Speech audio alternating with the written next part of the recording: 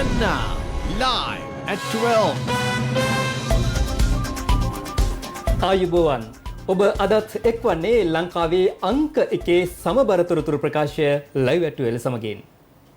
අද ලයිව් ඇට් 12 තුලින් ඔබ හමුවන මම මංජුල වීරසිංහ. මම ඉෂාරා සමරසිංහ. අපි අදත් මුලින්ම බලමු ප්‍රධාන පුවත් සිරස්තල. වරාය පිළිබඳ සාකච්ඡා කිරීමට මෙරට ඉන්දිය මහ කොමසාරිස් ජනපති සහ අගමැති හමුවේ. ඒත් කොවිඩ් ආසාදිතයන් 715ක් සහ මරණ 7ක් මාස 18ක බිලිඳෙකුත් මිය යයි. ඇස්ට්‍රොසෙනිකා එන්නත් මිලියන 9ක් මිලදී ගැනීමට රජයේ අවධානය. එන්නත් අසාත්මිකතාවක් ගැන ප්‍රදේශ කිහිපයකින් තොරතුරු. මම හිතන්නේ එන්නත සම්බන්ධයෙන් බදුල්ල ප්‍රදේශයේ ඇති වෙලා තියෙන තත්ත්වය අපිට මේ කලබල වෙලා මේ එන්නත සම්බන්ධයෙන් හිතලා බලන්න අවස්ථාවක් නෙමෙයි. මේ එන්නත අපේ රටට ගැළපෙන එන්නතක් ගෙහලා තියෙනවා කියන පදනමින් නිදහස් දින උළෙලේ අවසන් පෙරහුරුව.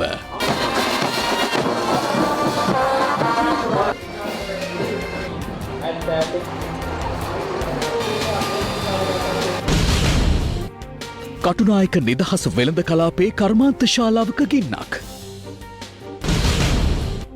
හංවැල්ලේදී කොටු වූ ලලියාගේ සහායිකාව.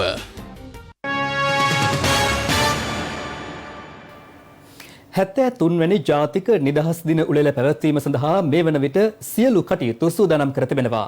හෙට පැවැත්වෙන 73 වන ජාතික නිදහස් දින උත්සවයේ අවසන් පෙරහුරුව අද පෙරවරුවේ පැවැත්වුණා. 73 වන ජාතික නිදහස් දිනය වෙනුවෙන් සිදු කරන අවසන් පෙරහුරුව අද නිදහස් චතුරස්‍ර පරිශ්‍රය කේන්ද්‍ර කරගනිමින් පැවැත්වුණා. ඊට ත්‍රිවිධ හමුදාව ශ්‍රී ලංකා පොලිසිය සහ සිවිල් ආරක්ෂක බලකාය නියෝජනය කරමින් නිලධාරීන් සහභාගී වූ අතර සෞඛ්‍ය උපදෙස් අනුගමනය කරමින් පෙරහුරුව පැවැත්වීමට කටයුතු කර තිබුණා. ඕනෑම අභියෝගයකදී නොසැලී මුහුණ දෙන ශ්‍රී ලාංකේය වීරත්වය ශ්‍රී ලාංකේය අභිමානය බොහොම අපූර්වට විදහා දැක්වෙන සුවිශේෂී දවස හෙට දවස. ඒ 73 වැනි අභිමානවත් ජාතික නිදහස් දිනයේ හෙටට යෙදී තිබීම හේතුවෙන් ඒ වෙනුවෙන් වූ పూర్ව අවසන් සූදානම් වීම කටයුතු තමයි ඔබ මේ ආකාරයෙන් දකින්නේ. කොළඹ 7 නිදහස් චතුරස්‍ර පරිශ්‍රයේ සිට හෙට උදෑසන 7:30 ආරම්භන මේ ජාතික නිදහස් දින සමරුව අප ඔබට සජීවීව ළඟා කර දෙන්නට සූදානම්.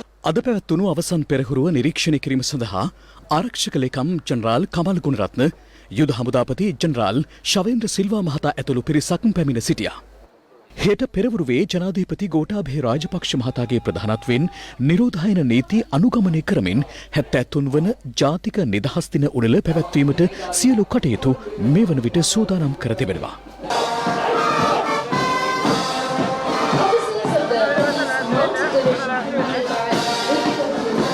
මේ අතර හෙට පැවැත්වෙන ජාතික නිදහස් දින උත්සවය වෙනුවෙන් හෙට දිනේ විශේෂ රථවාහන සැලැස්මක්ද ක්‍රියාත්මක බව පොලිස් මාධ්‍ය ප්‍රකාශක නියෝජ්‍ය පොලිස්පති අජිත් රෝහණ මහතා ප්‍රකාශ කළා.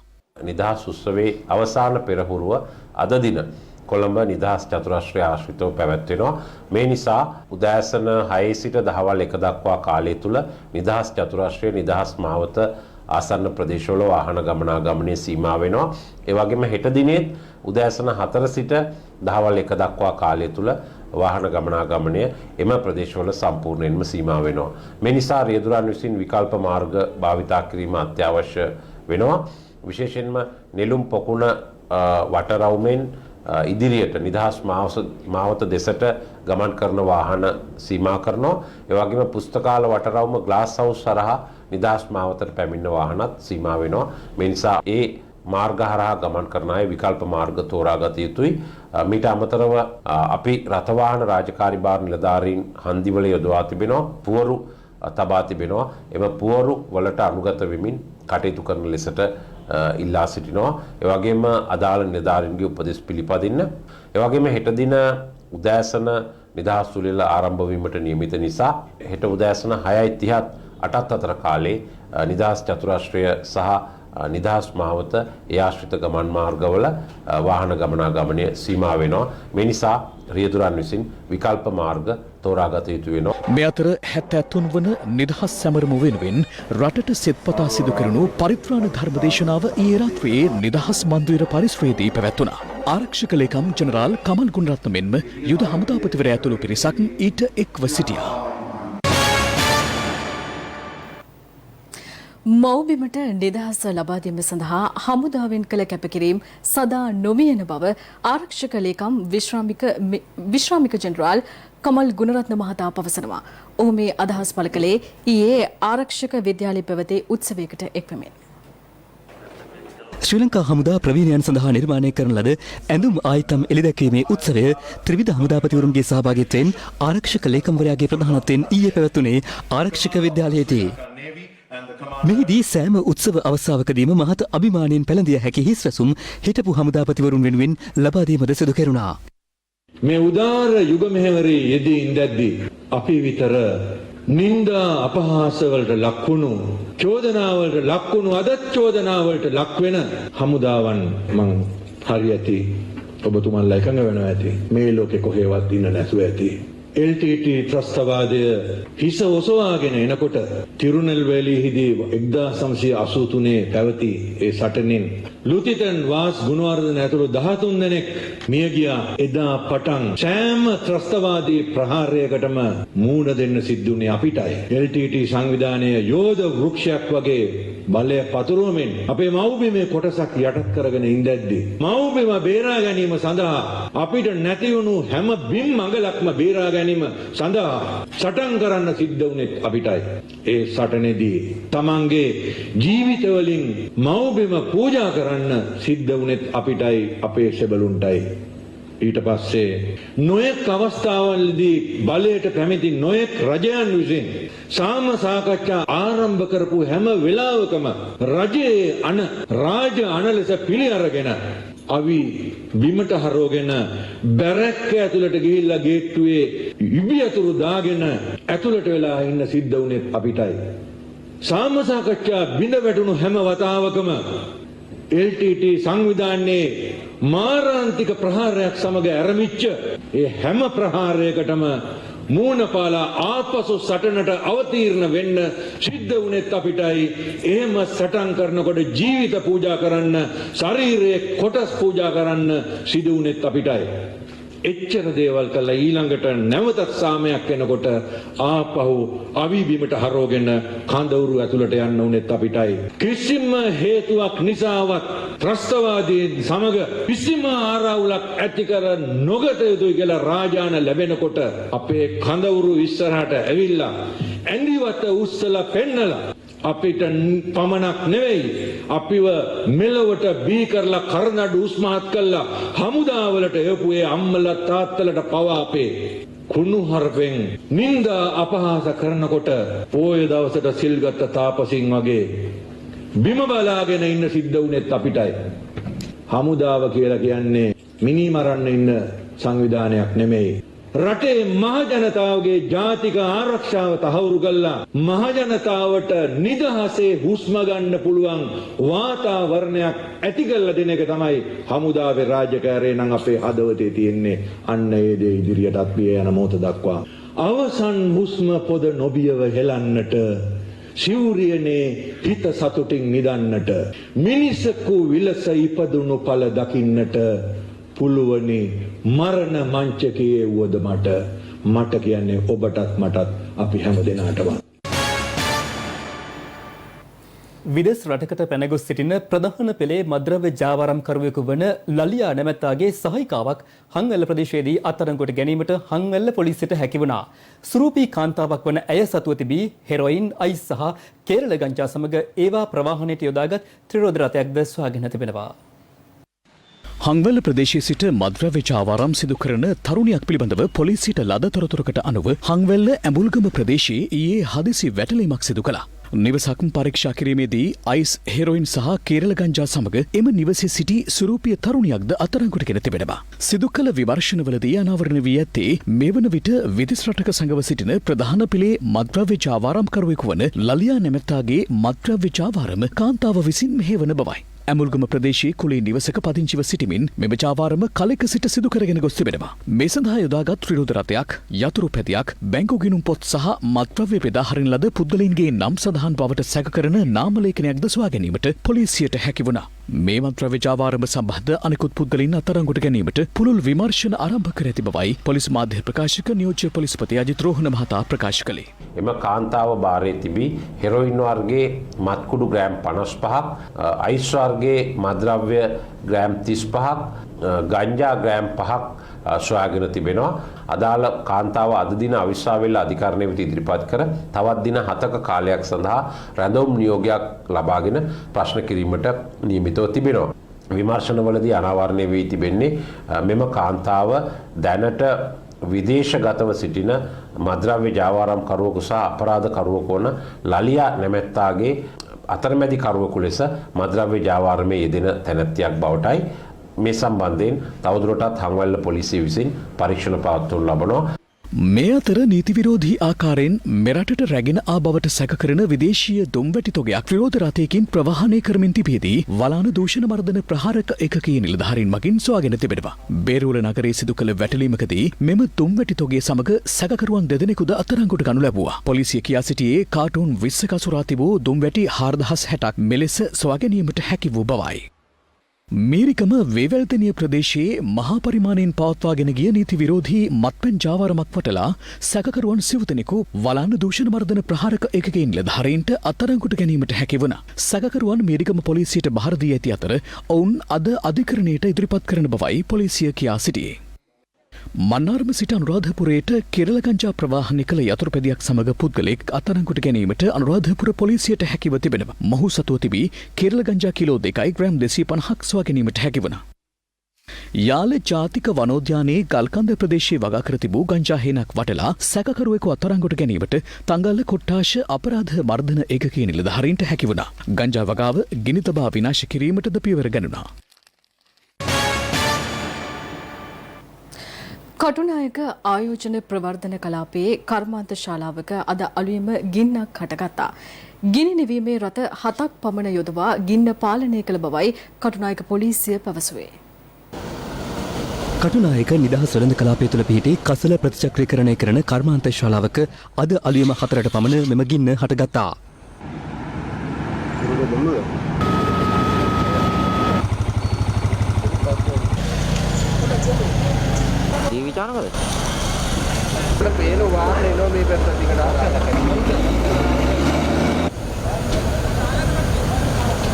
ගින්න මැඩ පැවැත්වීම සඳහා කටුනායක නිදහස් වෙළඳ කලාපයේ සහ කටුනායක ගුවන් තොටුපළ ගිනි නිවීම ඒකක පැමිණියා. ඊට අමතරව ගුවන් සහ නාවික හමුදාවේ ගිනි නිවන රථද ගින්න මැඩ පැවැත්වීමට කටයුතු කළා.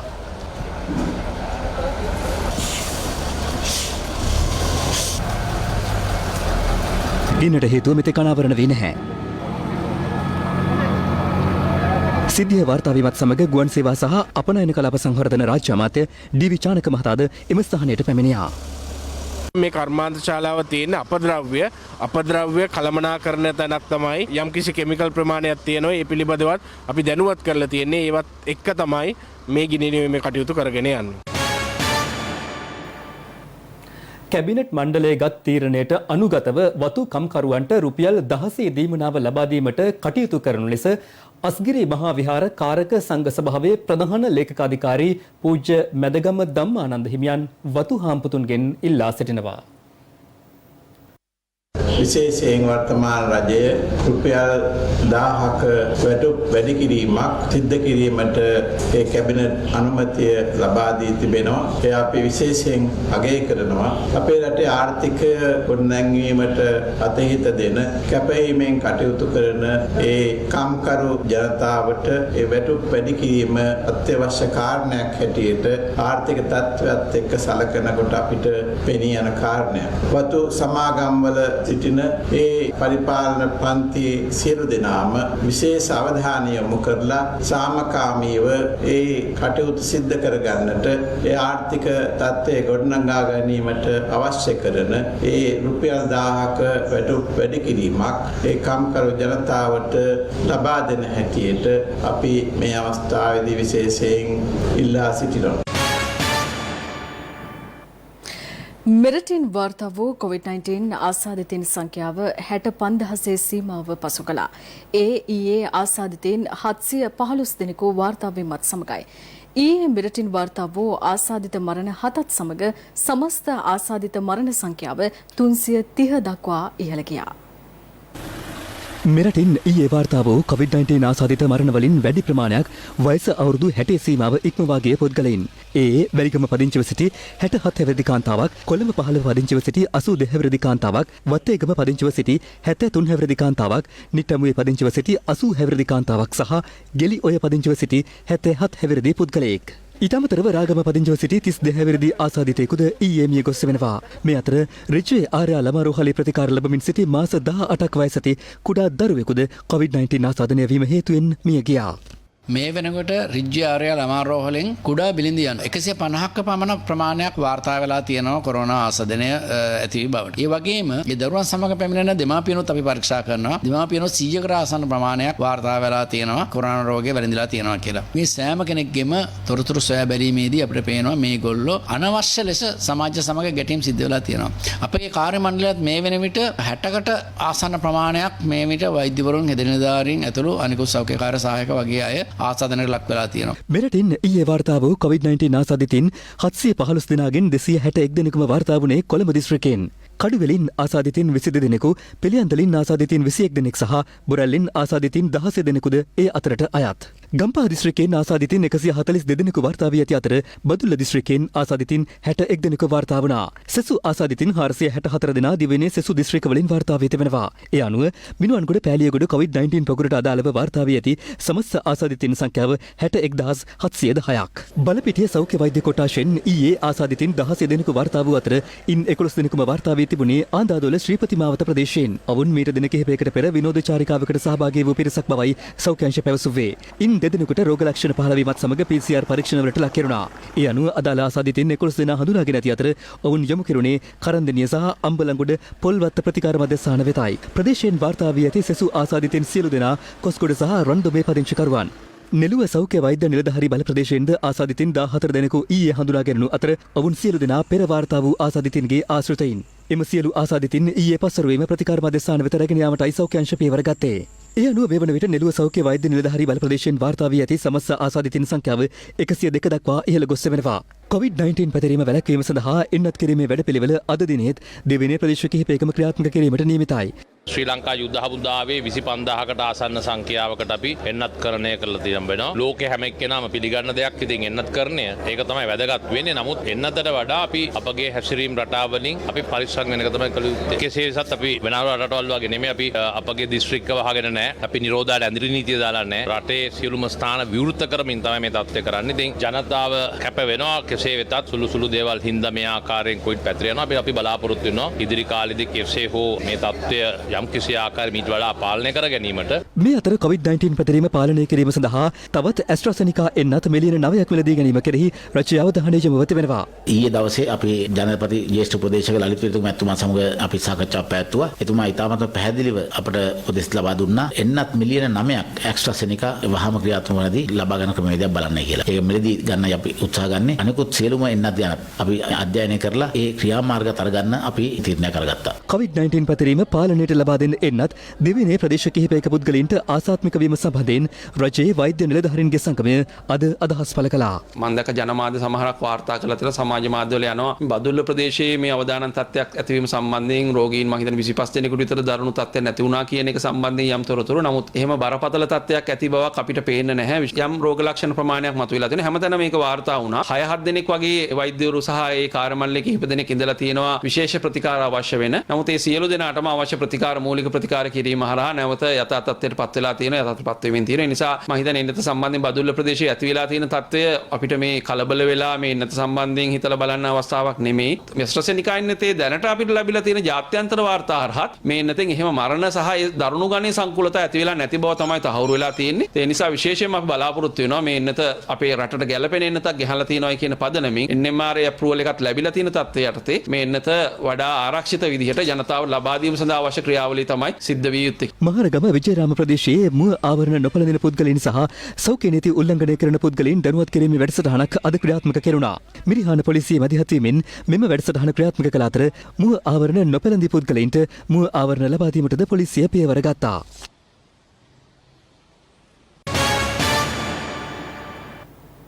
කෙටි විරාමයක් ලබා ගැනීමටයි මේ සූදානම.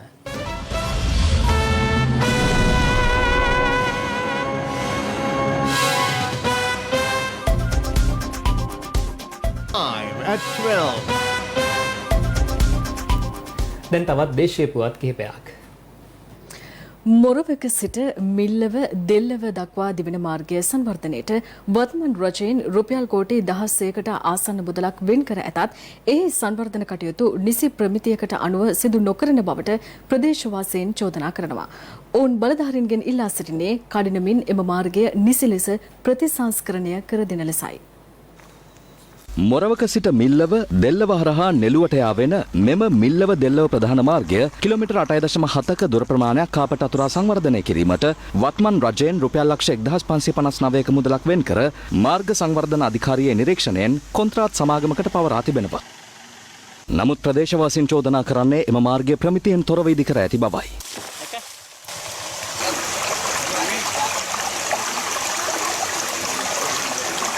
Medi par lah, kau berapa?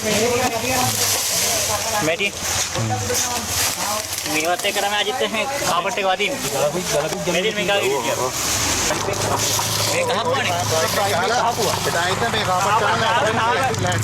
ප්‍රමිතියෙන් තොර මාර්ග සංවර්ධනය හේතුවෙන් මේ වන විට එම මාර්ගය විනාශ වෙමින් පවතින ආකාරයද දක්නට ලැබෙන්නේ මෙලෙසින්. මාර්ගය නිසියාකාරයෙන් සංවර්ධනය කිරීමට තමයි ඒ කෝටි 16ක මුදල සම්පූර්ණ ඇස්තමේන්තු කළා මේ රජයෙන් අනුමත කළේ. නමුත් වර්තමානයේ වන විට මේ කොන්ට්‍රැක්ට් එක බාරගත ආයතනයේ ඔවුන්ට හිතුමතේ සුද්ධ කරන්නේ නැතුව ABC තනකොළ උඩින් යොදලා තමයි මේ කට්ටිය නිකන් එයාලගේ හිතුමතේ මේ මාර්ගය කහපට කරගෙන යන්නේ. මේ ජනතාව බලධාරීන්ගෙන් ඉල්ලා සිටින්නේ මාර්ග සංවර්ධනයේ මුවාවෙන් යම් ආක්‍රමිකතාවක් සිදුවන්නේද යන්න පිළිබඳව සොයා බලා මෙම මාර්ගයේ සංවර්ධන කටයුතු නිසි ප්‍රමිතියකට අනුව සිදු කරන ලෙසයි. මේ පාර කොහොම හරි අපේ දරු පරපුරට දීර්ඝ කාලයක් යන්න පුළුවන් වෙන්න හොඳ විදියට හරි ගස්සලා දෙන්නේ කියලා තමයි ඉල්ලා සිටින්නේ. පාරේ කිසි ප්‍රමිතියක් නැති බව අපට පැහැදිලිවම පේන්න තියෙනවා. ඒ නිසා අපි ගරු ජනාධිපතිතුමාටත් විශේෂ භාර ඇමතුමාගෙනුත් ඉල්ලීමක් කරනවා නිසි අධීක්ෂණයක් කරතේ මේ පාරේ ඉදිරි වැඩ කටයුතු කළ දෙන්න කියලා. කොළඹ වරායේ යෝජිත බටහිර පර්යන්තයට විදේශ ආයෝජකයින් සම්බන්ධ කර ගනිමින් සංවර්ධනය කිරීම සම්බන්ධයෙන් පක්ෂ විපක්ෂ දේශපාලඥයින් පළ කළ අදහස් කිහිපයක් දැන්. ගිහිල්ලා බලන්න අපේ ජනවරම ඉල්ලනකොට සෞභාග්‍ය දැක්වීම අපි මොකද්ද කියලා තියෙන්නේ. අපි වරායද සංවර්ධනය සම්බන්ධයෙන් අපි කියන්නේ නැගෙනහිර චැටිය දේශීය අරමුදලින් සංවර්ධනය කරනවා. බටහිර චැටිය විදේශ ආයෝජනයකින් සංවර්ධනය කරනවා කියලා තමයි කියලා තියෙන්නේ. තාම අවසන් තීරණයක් නැහැ බටහිර චැටිය පිළිබඳව. අපේ සෞභාග්‍ය දැක්මේ අපි ජනවරම ලබාගත්ත දේ ගැන අපි මේ කතා කරන්නේ. දැන් නැගෙනහිර වෙනකොට බටහිර දෙනවා. අපි හම්බන්තොට වරාය හැදුව ඒක දුන්නා. තෙල් ටැංකි ටික ඉල්ලනවා. අපි ජාතියක් විදියට සමගි නොවුනොත් ඒ කියන්නේ මේ පක්ෂ බදාගෙන අර පක්ෂෙන් දුන්නත් වැරදි මේ පක්ෂෙන් දුන්නත් වැරදි කවුරු වික්කත් විකිනිල්ලම තමයි. දැන් සාකච්ඡාවක් ආරම්භ වෙලා තියෙනවා. දැනට හදලා නැති බටහිර ජැටිය තවම හදලා නැහැ. තවත් ව්‍යාප්ත කිරීම සඳහා ප්‍රශ්නේ වෙන්නේ තවම ඒ පිළිබඳව තීන්දුවක් කරන්නේ නැහැ. නංගි පෙන්නලා අක්කා දුන්නා වගේ වර්තමාන ආණ්ඩුව දැන් නැගෙනහිර පර්යන්තය දෙන එක පැත්තක දාලා බටහිර පර්යන්තයක් නැහැ. බටහිර කොටස දෙන්න සූදානම් වෙනවා. නංගි කියන්නේ නැගෙනහිර පර්යන්තය. අක්කා කියන්නේ බටහිර පර්යන්තය. එහෙමද? නෑ මෙහෙමයි. බටහිර පර්යන්තය ඇත්ත වශයෙන්ම දැන් කවද මොකක්වත් කරලා නැහැ. ඒක සම්පූර්ණයෙන් මම හිතන අවුරුදු 5ක්වත් යයි ඒක නිර්මාණය කරන්න. නැත්තම් ඒක හදන්න. ඉතින් ඒකට නෙමෙයි ඉල්ලුම තියෙන්නේ මේකට. විකුණන්නේ නැහැ කියලා බලයට ආපු උදවිය අද කියනවා අපි බටහිර විකුණනවා. දකුණු අතෙන් දෙන්න බැරි එක වම් අතෙන් දෙන්න යනවා. නේ බටහිර විකුණුවාට කමන්නේ නැහැ. කවුද මේ කියන්නේ? විමල් වීරවංශ මහත්මයා. නැගෙනහිර නෙමෙයි බටහිර විකුණුවාට කමන්නේ නැහැ. නමුත් දැන් බටහිර පර්යන්තය අපේ ප්‍රතිපත්ති ප්‍රකාශනයේම කියනවා අපි මේක පෞද්ගලික අංශයත් එක්කයි සංවර්ධනය කරන්න කියලා. ජනවරම ලැබිලා තියෙන මේ ප්‍රතිපත්ති ප්‍රකාශනයේට. ඒතොර බටහිර පර්යන්තය සම්බන්ධයෙන් ඉන්දියාවට අවශ්‍ය නම් අර චීනය එක ජැටියක් පවත්වගෙන යනවා BOT ක්‍රමයට. ඒ BOT ක්‍රමයට යන්න කිසි බාධාවක් නැහැ. ඒක ඉන්දියාව ආවත් අපිට ප්‍රශ්නයක් නැහැ. වෙන රටක් ආවත් අපිට ප්‍රශ්නයක් නැහැ. හදනවා අවුරුදු 35ක් පාලනය කරනවා. ඊට පස්සේ නැවත වරාය අධිකාරියට බාර දෙනවා. දැන් යලිත් කෙටි විරාමයක් ලබා ගැනීමටයි මේ සූදානම.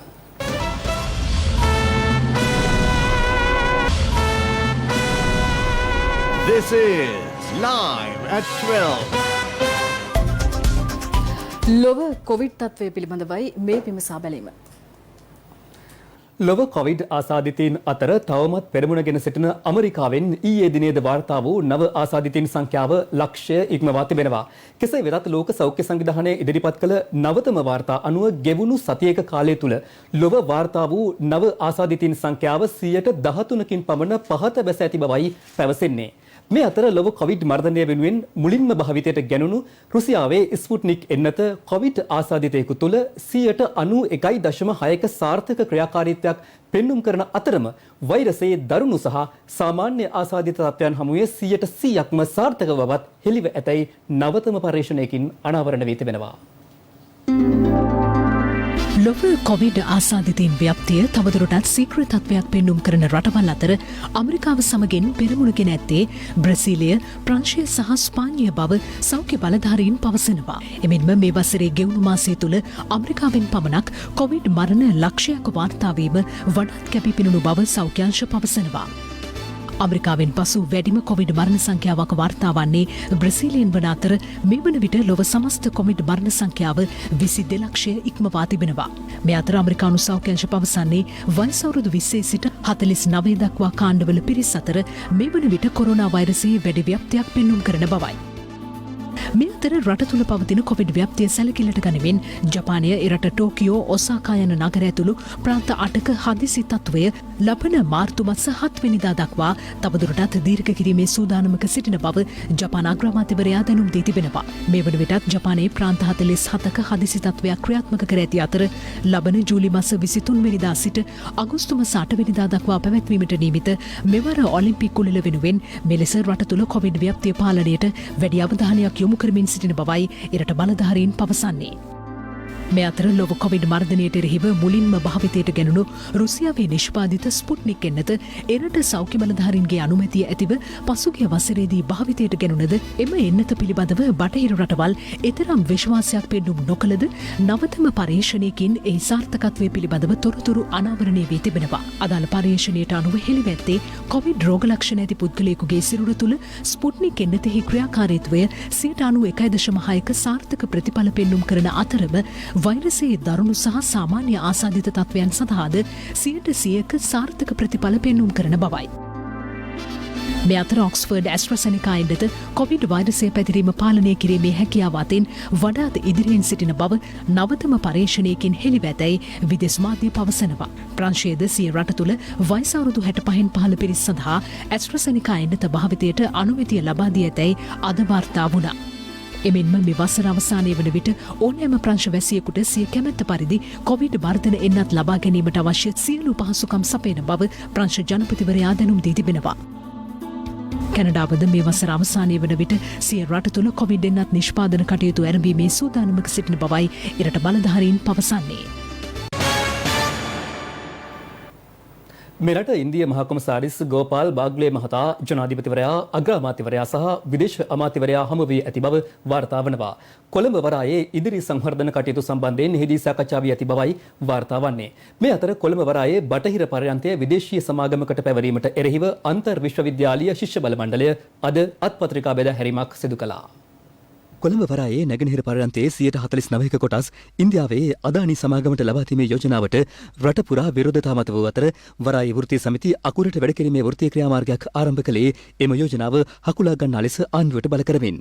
අග්‍රාමාත්‍ය මහින්ද රාජපක්ෂ මහතා සහ වෘත්තීය සමිතිය අතර පෙරේදා පැවති සාකච්ඡාවේදී නැගෙනහිර පර්යන්තයේ 100%ක වරාය අධිකාරිය යටතේ පවත්වාගෙන යාමට අවශ්‍ය කැබිනට් පත්‍රිකාව ඉදිරිපත් කරන බව පැවසූ අතර ඒ අනුව ඊයේ එම කැබිනට් පත්‍රිකාවට කැබිනට් මණ්ඩල අනුමැතිය හිමි වුණා. ඒ සමග වරාය වෘත්තීය සමිතිය ආරම්භ කළ අකුරට වැඩ කිරීමේ වෘත්තීය සමිති ක්‍රියාමාර්ගය අත්හිටවනු ලැබුවා. මේ අතර ඊයේ පැවති මාධ්‍ය හමුවේදී සම කැබිනට් මාධ්‍ය ප්‍රකාශක අමාත්‍ය උදය ගම්මන්පිල මහතා පැවසුවේ ජනාධිපතිවරයාගේ සෞභාග්‍ය දැක්ම ප්‍රතිපත්ති ප්‍රකාශනයට අනුව බටහිර පර්යන්තයේ ඉදිකිරීම් කටයුතු පෞද්ගලික ආයෝජනය සමග සිදු කරන බවයි. අතිගරු ජනාධිපතිතුමා ජනතාවගෙන් ජනවරම පතු රට හදන සෞභාග්‍යයේ දැක්ම කියන එතුමාගේ 69 ලක්ෂයේ ජනවරමට අනුකූලවයි බටහිර ජැටිය විදේශ ආයෝජන සමග සංවර්ධනය කරන්නේ. මේ අතර බටහිර පර්යන්තය සංවර්ධනය කිරීමට ඉන්දියානු සහ ජපාන ආණ්ඩු සමාගම් නම් කරන බවට වාර්තා පළ වීමත් සමග ඊටද විවිධ පාර්ශවයන් මේ වන විට විරෝධය පළ කරනවා. බටහිර පර්යන්තය විදේශීය සමාගමකට පැවරීමට එරෙහිව අද පෙරවරුවේ අත්පත්‍රිකා බෙදා දීමක් සිදු වුණා. අන්තර් විශ්වවිද්‍යාල ශිෂ්‍ය බල මණ්ඩලය මෙය සංවිධානය කර තිබුණා. සමුගන්නයි මේ සූදානම. සුබ දවසක්.